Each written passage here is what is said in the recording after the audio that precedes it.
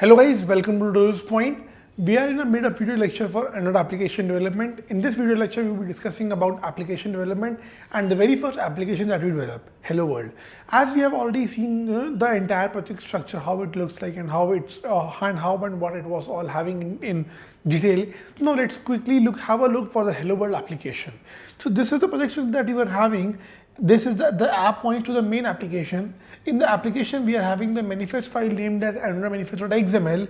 Then we are having the Java folder. This Java folder is basically nothing but all our activities or all the Java classes that are performing our work or our main handling is done over there. So those components come in the main activity file.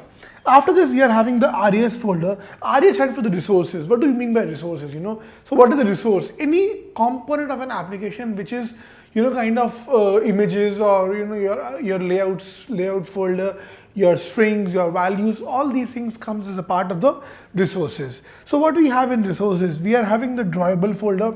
Drawable is if you want some image to be there in your application. You paste that image in the drawable folder and you are having that image. After that, the most important parameter also is the layout. Now what is the layout? Layout here means that the UI screen that you see, So all the UI or the entire application's UI is held under one folder. We have named that folder layout folder.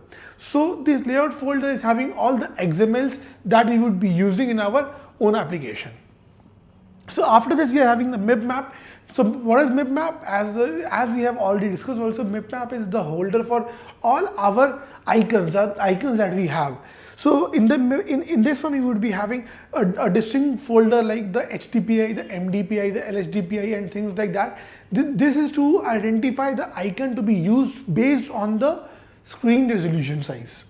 After this, we are having the values.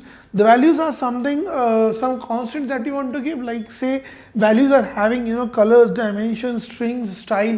So what do you mean by color? Like say if I want to use white color in my application, in spite of writing the hexadecimal code again and again, I simply refer it with the color white. So I can use the white wherever I want to use using the notation @color/white. In a similar way, if I want to have a string, say click this button to continue to the next page. So I can have this text written in my string file. I can name this as button text. So whenever I'm calling that button text, that value automatically gets updated and it refers or calls that particular value. So in a similar way, we are having the dims folder or the dimensions. Dimensions are having the dimensions for the application, like how much padding you want to give or what is the margin. We can define them in one file and we can use in all the XMLs that we want to use. So this is just to simplify the work and add the modularity to our code. And then we are having the Gradle. Gradle is the way in which we compile the project. So it's kind of a platform wherein you tell all your jars and all those files over here. You mention the path and it automatically makes up the environment for you. So now let's look. So this is the activity file. If you go to the Java, you would be finding an activity file. This is the activity file. This file is actually compiled to the dialog executable and runs on your platform or runs on your phone. And this is what we see whenever we open the application. This is the holder or the launcher of the application.